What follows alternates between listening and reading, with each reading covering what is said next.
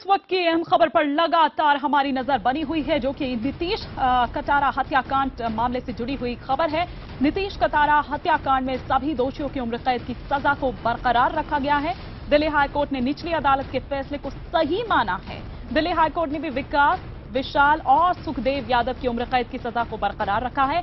Honour killing के इस मामले में सबसे कम सजा उम्र कैद है। सजाए मौत पर दलील अभी लंबित है और इस पर 25 अप्रैल को सुनवाई हो सकती है।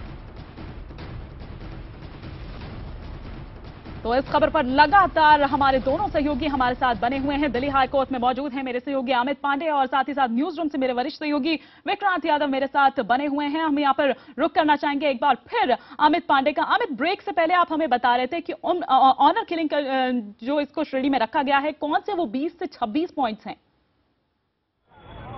देखिए, कुल एक विस्तृत जजमेंट हाईकोर्ट ने दिया है और 20 से 26 वजहें गिनाई है क्यों इसको ऑनर किलिंग माना गया था। क्योंकि पुलिस की थ्योरी ये थी कि भारती यादव से जो निकटता थी नीतीश कटारा की, उस वजह से विशाल यादव, विकास यादव और सुखदेव पहलवान ने एक साजिश के तहत इस पूरे के पूरे हत्याकांड को अंजाम दिया था। तो वो वजहें हाईकोर्ट ने ये गिनाई है कि एक सोची समझी साजिश थी, केस को प्रभावित करने का फैसला किया गया, गवाहों को बहकाने का फैसला किया गया और आखिरकार अब निचली अदालत के फैसले को इस हाईकोर्ट ने इन वजहों को मानते हुए बरकरार रखा है। और अब 2 अपील नीलम कटारा की कि इसमें इनको मौत की सजा मिलनी चाहिए और दिल्ली पुलिस की अपील की इनको मौत की सजा मिलनी है, उस पर अब सुनवाई 25 अप्रैल को होगी।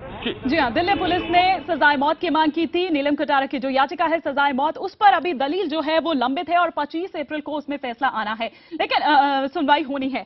लेकिन विक्रांत, हम जिस तरह से देखें, डीपी यादव जैसी शख्सियत, उनसे लोहा लेना, उनसे ये लड़ाई लेना, काफी लंबी ये लड़ाई चली है, मानना पड़ेगा।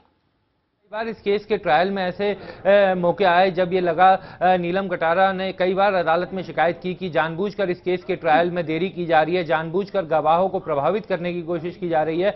यहां तक कि भारती यादव जो इस केस की अहम गवाह थी, उनकी गवाही लंबे समय तक नहीं हो पाई और उस समय भी नीलम कटारा का यही आरोप था कि जानबूझकर उनकी गवाही नहीं करवाई जा रही है और उन्हें विदेश भेज दिया गया, जिससे कि इस केस का ट्रायल एक तरह से रुक जाए। कुछ समय तक केस का ट्रायल रुका भी रहा, लेकिन बाद में अदालत के दबाव के कारण भारती यादव को हिंदुस्तान आना पड़ा। उनकी गवाही हुई, इन कैमरा ट्रायल चला था उन दिनों जब उनकी गवाही हो रही थी, क्योंकि ये बचाव पक्ष के वकीलों की दलील थी कि भारती यादव का बयान इन कैमरा करवाया जाए। उसके बाद जाकर के इसका ट्रायल खत्म हो पाया और निचली अदालत का फैसला सामने आया।